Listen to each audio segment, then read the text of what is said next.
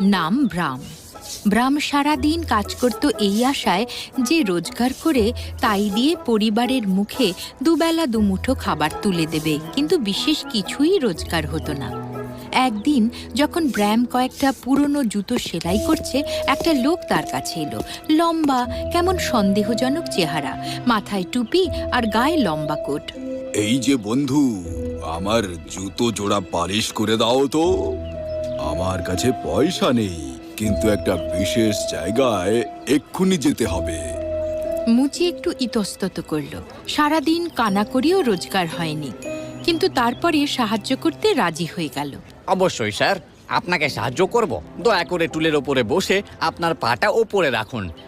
লোকটা বসলো আর ব্রাম নিখুঁতভাবে তার জুতো পালিশ করে দিল, একেবারে চকচকে ঝকঝকে করে দিল, যেন অন্ধকারে আকাশের নিচে স্থির জল। হয়ে গেছে স্যার। তুমি খুব